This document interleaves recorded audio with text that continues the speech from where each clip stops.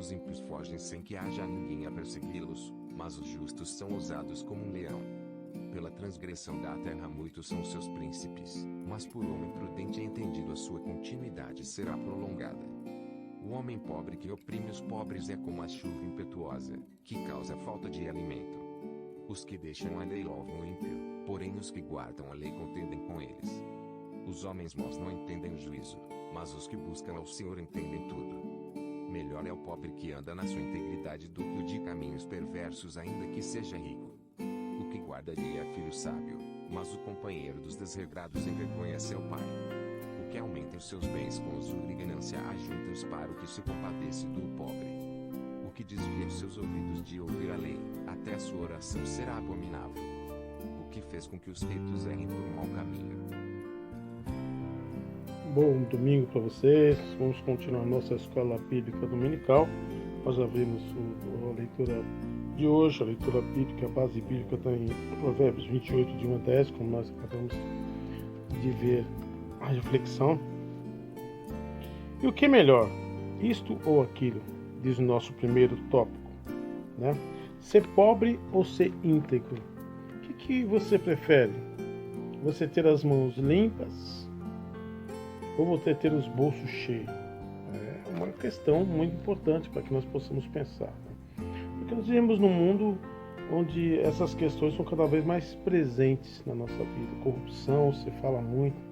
Empresas, eu trabalhei numa empresa onde um engenheiro falou para mim, falou assim, eu achei que eu estava tão longe da corrupção, está mais perto do que eu estava pensando.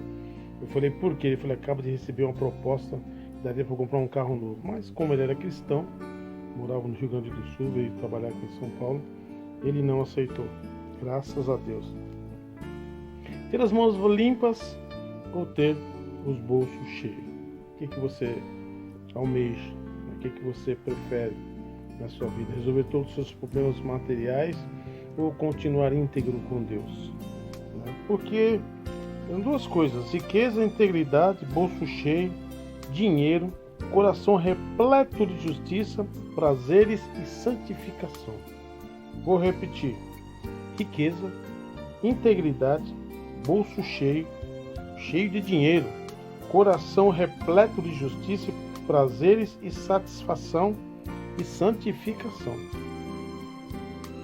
Esse seria o pacote ideal, onde todo mundo pensa em ter um dia.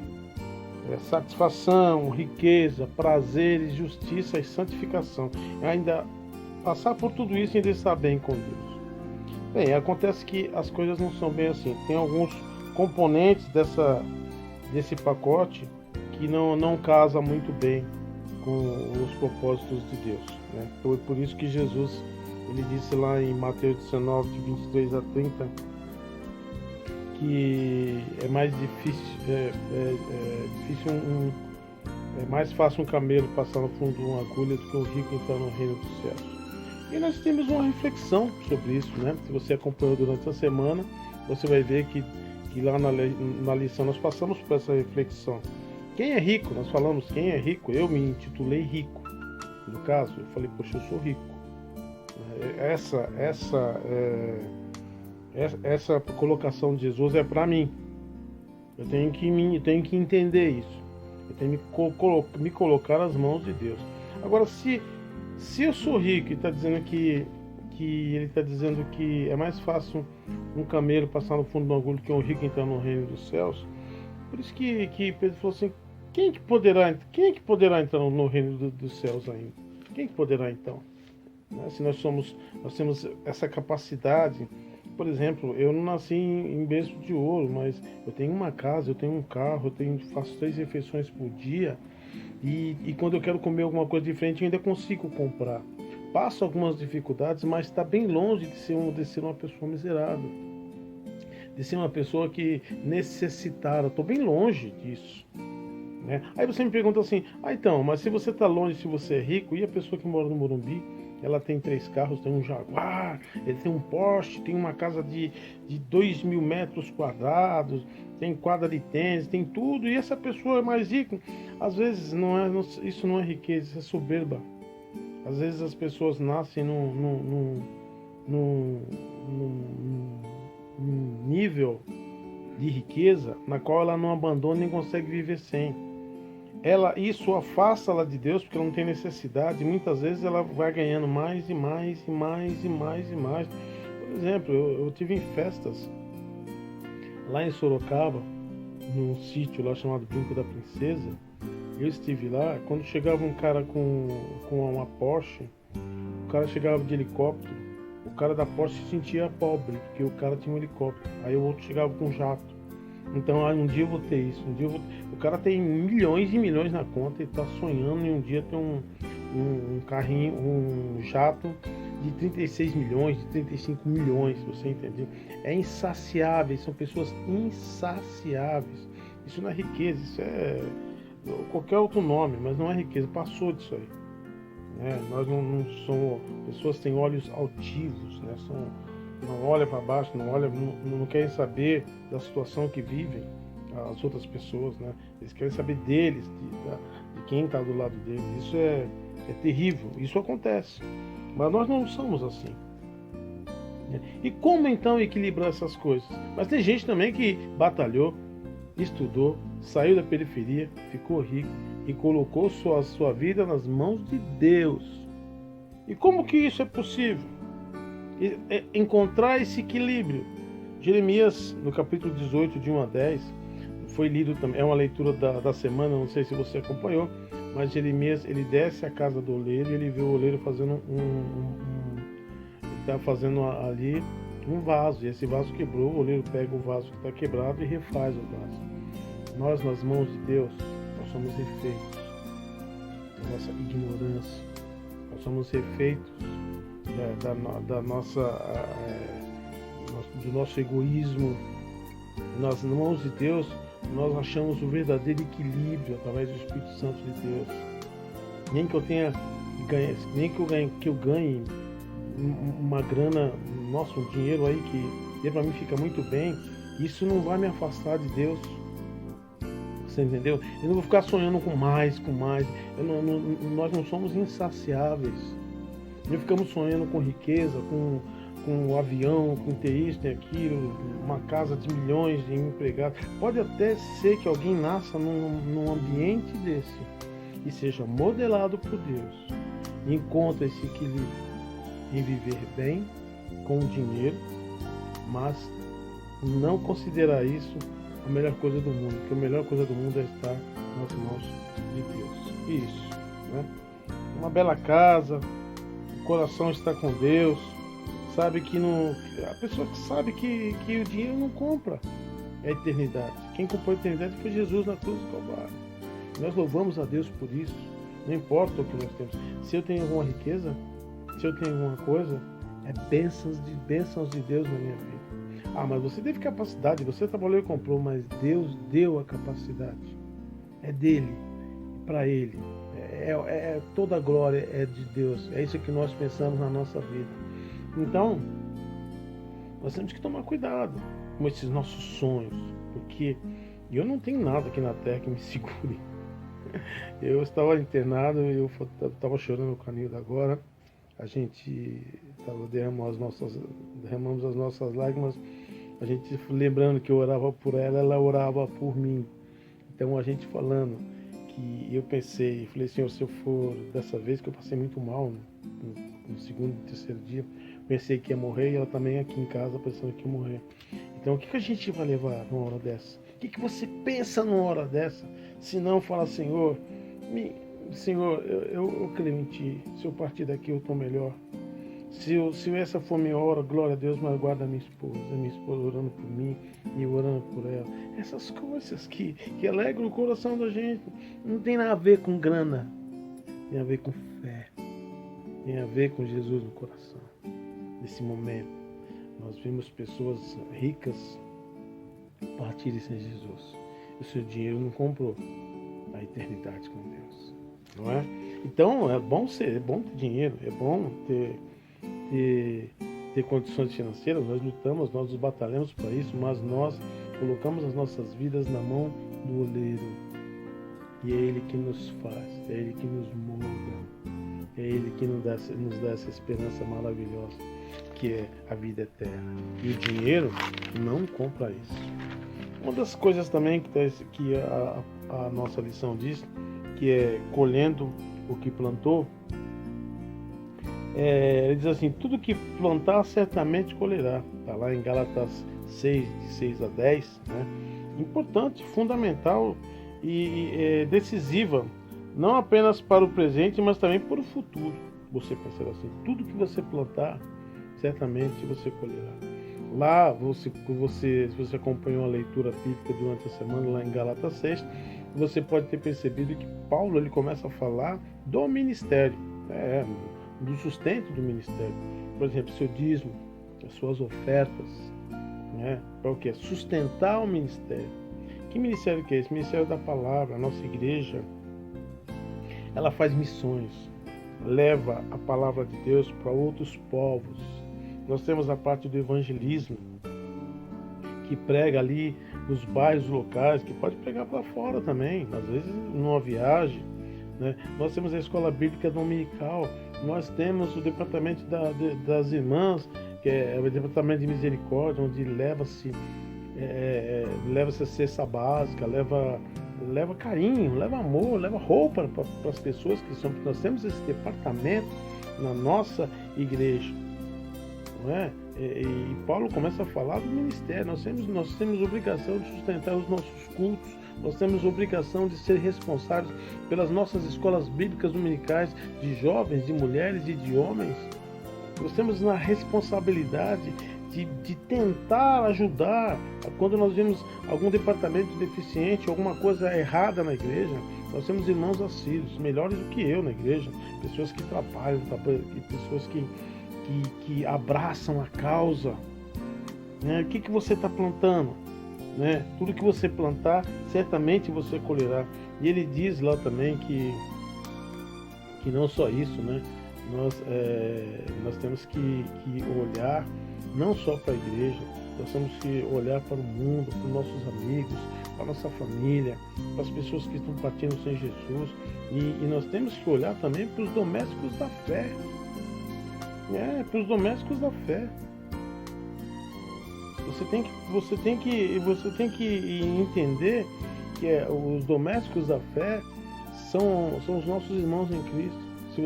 O que você tem que se preocupar, você tem que orar pelos mais velhos, respeito, querer aprender, respeitar o ambiente onde nós vivemos ali, que Deus está presente no momento do culto, todas essas coisas. O que você está plantando dentro da igreja? O que você está plantando?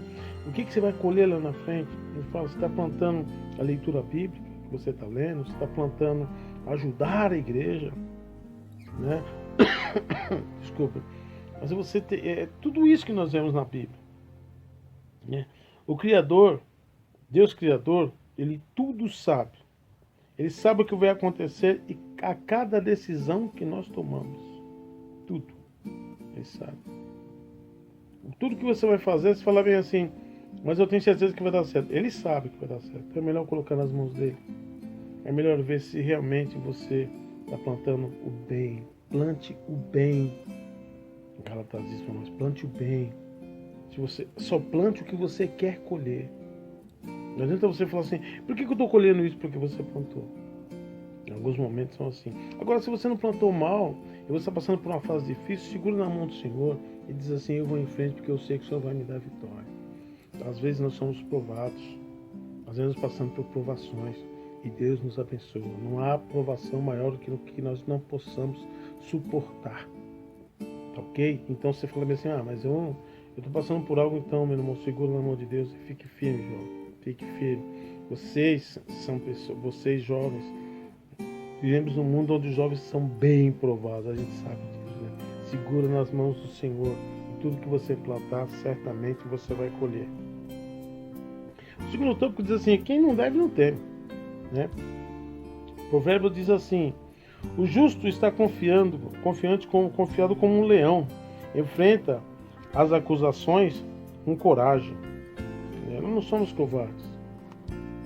Se eu não fiz nada de errado, eu não vou passar minha vida temendo.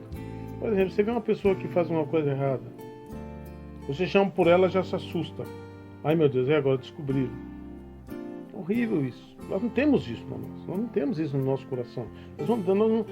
O importante é nós estarmos com as nossas mãos limpas. Não tem nada no meu coração, nas minhas gavetas, em mim, que possa me condenar. Entendeu? Nós não temos isso. Nós vivemos com medo. Nós somos servos de Deus. Nós enfrentamos as situações com integridade. Porque nós conhecemos o caráter que temos. O caráter de Jesus. Embora sejamos falhos, nós buscamos sermos perfeitos em Deus. É isso que é importante. Há dois caminhos. O que você deve temer, o que você deve ter medo e o que você não deve ter medo. Há dois caminhos que você deve seguir. Quando nós tomamos uma atitude que favorece a gente e é desonesta, é horrível, nós sabemos que nós estamos errados e a qualquer hora vai estourar uma bomba em cima da gente e viemos assustados e com medo. Não é assim que Deus quer da gente, não. Deus quer um povo que viva livre, leve e solto, com a consciência livre em Deus. Cometeu um erro, olha a Deus, peça perdão e acorde no outro dia abençoado. Nunca mais eu vou fazer isso. E quem não deve não teme, não fica assustado, não perde de noite de sono, né? Não fica preocupado com amanhã, não fica. O Salmo 112, de 6 a 7 diz assim: porque nunca será abalado, o justo estará em memória eterna, não temerá maus rumores e o seu coração está firme, confiando em Deus. É uma vida maravilhosa, mais que essa, né? Não temerá a maus rumores e o seu coração está firme, confiando no Senhor. Nós dependemos de Deus, não temos preocupações com o que vai acontecer amanhã, né? Nós oramos para Deus, colocamos tudo as nossas preocupações, os nossos desejos nas mãos dele, e ele é maravilhoso e justo para nos conduzir no caminho melhor. Quem planta a justiça, colherá justiça. Confiança, não anda com medo preocupado, não há nada que nos condene. Não há nada nas suas mãos, não está nada nos seus livros, não há nada nas suas gavetas, não há nada no seu celular que possa te condenar. É isso que Deus quer de mim e de você. Não desista das suas escolhas justas. Não pense assim, eu só faço justiça, eu só quero justiça, eu acabo quebrando a cara. Não pense isso. Elas lhe trará boas colheitas. Você vai ver como você vai ter colheitas maravilhosas, porque quem planta o bem, colhe o bem. Deus contempla as suas escolhas. Vale a pena você ser honesto e íntegro no meio de uma geração desonesta e perdida. Quando você se levanta e diz assim, eu não faço parte disso. Tem que ter Deus no coração. Eu não vou me juntar com vocês. Eu não sou assim, eu sou de Jesus, eu sou de Deus. Tem que ter o Espírito Santo de Deus, tem que estar conectado com Deus para tomar uma atitude assim. Há muitos exemplos bíblicos que nos mostram o final de quem fez o mal, né? Nós temos, ele relata aqui na nossa revista, que quando Salomão morreu, ele deixou um reino desfacelado, né? Dividido em dois. O reino do norte e o reino do sul. O reino do norte, todos os reis que governaram ali fizeram o que era mal aos olhos do Senhor. E eles pagaram muito caro porque eles foram destruídos. Não ficou nada do reino do norte. Então, o nosso coração está em Deus. As nossas atitudes nós colocamos nas mãos de Deus. Por isso que é importante você seguir o que é certo, o que é correto. Você plantar isso para que você não amanhã não colha o que vai lhe fazer muito mal. E você diga assim, eu não plantei isso, sem se recordar do que fez. Entregue nas mãos do Senhor as suas atitudes, o que você faz, o que você está pensando, os seus planejamentos. E Ele, como eu já falei, Ele é bom e misericordioso para nos dar um amanhã maravilhoso e tranquilo. Bolso furado também. O que você planta? O bolso furado. Você planta a falta de ajuda, você não quer ajudar, você não está ajudando a sua igreja, você não está fazendo por onde, né? Cuidar da sua casa e esquecer da igreja. O livro de Ageu, lá no capítulo 1, no versículo 3, diz assim: leia a palavra do Senhor pelo ministério do profeta Ageu, dizendo: e para vós tempo de habitardes nas vossas casas estucadas? E esta casa há de ficar deserta? Ora, pois, assim diz o Senhor dos Exércitos: aplicai os vossos corações aos vossos caminhos. Semeais muito e colheis pouco. Comeis, mas não vos farteis. Bebeis, mas não vos saciais. Vestir-vos, mas ninguém se aquece. E o que recebe salário num saquitel furado. Quer dizer, é furado, não dá para absolutamente nada, some, desaparece. É o bolso furado. Também que se aproveita o pobre com extorsões e injustiça, também tem o bolso furado. Quem se aproveita do pobre com extorquindo, se aproveitando das pessoas. Eu tenho uma frase, que é uma frase, não é uma pessoa cristã. O nome dele era Milor Fernandes, ele morreu. Ele é um escritor do jornal. Ele escreveu uma frase interessante. Eu fiquei pensando, maravilhosa frase. Ele não é cristão. Ele escreveu assim: a alma não vale um centavo. Não vale um centavo a alma de quem lucra com a desgraça dos outros, do próximo. Eu achei interessante isso. Olha só. Não vale um centavo a alma que lucra com a desgraça dos outros. Bem profundo esse pensamento. Né? Exatamente o que diz aqui. A alma não vale nada e você não lucra nada. Todo o seu lucro vai abaixo. Quando você não cuida da casa do Senhor também vai abaixo. Você não tem negócios com dinheiro, exige o temor de Deus. Gente que é esperta para negociar. Mas quando se trata do reino de Deus, ela é lenta. Quando se fala da palavra de Deus, ela é lenta. Mas falar de negócio, falar de dinheiro, muito esperto. Cuidado com isso. Você ser esperto demais para negócios. E quando se fala do reino de Deus, vai se arrastando, quase morrendo. O melhor é fazer como Zaqueu. Você vê que Zaqueu era um homem esperto, cobrador de impostos, mas quando ele encontrou Jesus, ele falou assim: eu devolvo quadruplamente tudo que eu defraudei. Você vê como é que o coração muda, as pessoas mudam.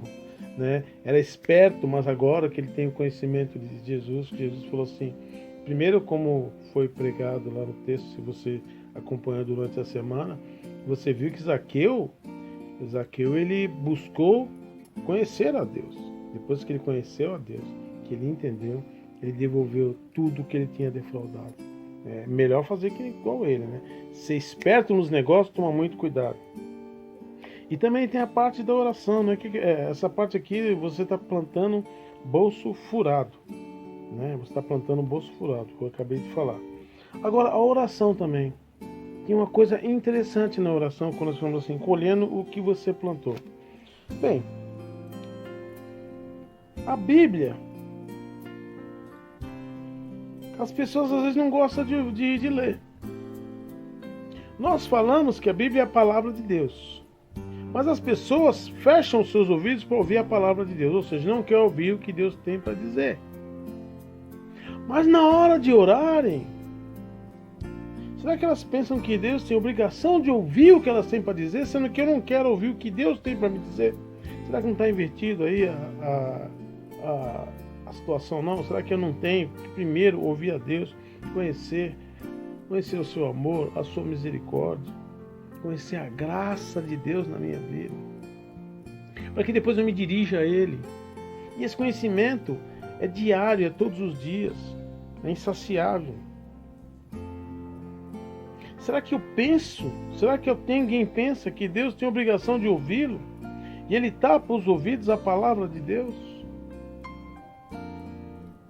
Será que isso é correto? Provérbios 28, no versículo de número 9, diz assim: os que se desviam dos seus ouvidos de ouvir a lei, até sua oração será abominável.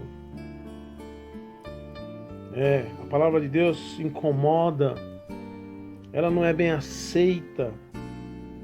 A sua oração para Deus é abominável. Você gosta de ouvir a Deus? Você gosta de ler a sua Bíblia? Você gosta de saber o que Deus pensa, que quer da sua vida? Então pode orar, que Ele vai te ouvir, com certeza. Eu gosto de ouvir e Ele gosta de me ouvir. É um relacionamento, né? Isso é grandioso, a gente aprender, a gente guardar no nosso coração. Jovem, ore a Deus. Jovem, escute a palavra de Deus. Você não existe um Deus. Nós não adoramos estátuas de bronze, de ferro, não, que só fica parada e você fala. Eles não têm nada para te dizer porque não são deuses, são obras feitas por mão de homens. Nós estamos falando de um Deus que morreu na cruz por você e por mim, que veio aqui na terra, andou conosco, curou as pessoas, nos ensinou. E a Bíblia diz assim que vimos a sua glória como a glória do unigênito do Pai, cheio de graça, cheio de verdade. Pensa nisso, né? E não se engane. Deus vê tudo. Deus vê de tudo. Seus olhos varrem toda a terra. E cuidado para não plantar o mal, porque lá na frente você vai colher alguma coisa e você vai colher o que você plantou. A maldade, ela anda acompanhada com a ignorância. Pessoas que não querem ouvir a Deus. Pessoas que não conhecem a sua Bíblia. Pessoas que não conhecem a palavra. Sabe o que acontece? Eu vou dizer para você, a maldade ela é acompanhada com a ignorância. Agora, a bondade, ela nasce do entendimento, da sabedoria, do conhecer de Deus. Acorde. Acorde, acerte seus caminhos. Acerte seus caminhos com Deus. Acorde agora, desperte agora. Veja esses ensinamentos que nós temos durante a semana inteirinha. O pastor falou, o irmão Pedro falou, o Paulo Tupi falou, eu falei, cada irmão vai falar toda semana. Guarda isso no seu coração, não desperdice não. Não é para o seu mal. Aqui ninguém quer o seu mal, nem tomar o seu tempo. Eu quero que você seja uma pessoa abençoada. Que lá na frente, quando você estiver mais velho, você constituir a sua família, você dizer assim: que maravilha, eu não estou arrependido de ter escutado a Deus, porque Ele me ouviu também. Tinha um relacionamento com Deus.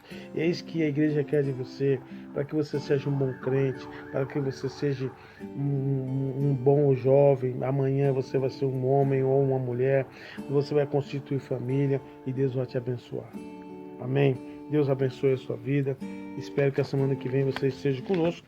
E a semana que vem nós vamos ler um atoleiro chamado dívida. Vamos falar de dívida, vamos falar de coisas que nos trazem mal-estar, como nós falamos. Chega uma conta, chega uma carta de protestos, né? Vamos ouvir o que a Bíblia tem sobre isso, tá bom? Vamos orar a Deus. Eu quero orar pela sua família, eu quero orar por você nesse momento, pelo nosso país. Pai bendito, maravilhoso Deus, te agradeço pela vida deste jovem que está nos ouvindo. Te agradeço pela Igreja Emanuel, por esse departamento de jovens, pela sua escola bíblica dominical, Senhor, que nos ensina, que nos faz meditar todos os dias num versículo diferente. Isso é gratificante, maravilhoso. Ó Deus, capacita todos os jovens, Deus, que estão ouvindo, todos os jovens que estão ali na lista da nossa escola bíblica dominical. Senhor, toque nos pais, para que os pais os ajudem, para que os pais sentem junto com eles e perguntem: meu filho, você vê a lição? Oh Deus, isso é tão importante para a tua igreja, tão importante para o teu reino, Senhor. Que eles sejam bem instruídos numa época de pandemia, Deus, que alguns até estão apavorados com tantas notícias ruins. Oh Deus, cobre com o seu amor e com o seu espírito, Senhor, para que ele tenha interesse, Deus, em ouvir a tua voz, para que ele tenha interesse de falar ao Senhor e ter um relacionamento maravilhoso. Oh Deus, abençoa o nosso país, abençoa o nosso planeta. Com essa pandemia, com esse, oh Senhor, como é triste ver 60, mais de 70 mil pessoas aqui no país, no nosso país, Brasil, Senhor, morrer. Oh Deus, Senhor, abrevia esses tempos, Senhor. Abençoa os teus servos, aqueles que estão doentes, aqueles que pediram oração através dos nossos meios de comunicação. Oh Senhor, abençoa eles, guarda eles, Senhor. Dê a certeza de que o Senhor é maravilhoso, misericordioso. O Senhor é um Deus de bondade, que visita os corações, que nos dá certeza através da tua palavra, que o Senhor nos quer bem. Nós pedimos bênçãos, Senhor, sobre todos aqueles das nossas diretorias, Senhor, da Igreja Batista Emanuel. O Senhor abençoe. Muito obrigado porque eu e a Nilda melhoramos. Muito obrigado pela vida do Anselmo também. Muito obrigado pela vida do irmão José Carlos, que ficou bem também, ó Deus. Pelo irmão Clóvis também, que está ficando bem. Oh Deus, Tu é bom, Tu és maravilhoso. Abençoe, continue nos abençoando com a Tua palavra. Nos coloque com o Teu amor, com o Teu Espírito, para que sejamos cada dia melhor. Eu te peço, em nome de Jesus. Amém. Glória a Deus. Até a semana que vem. Deus nos abençoe.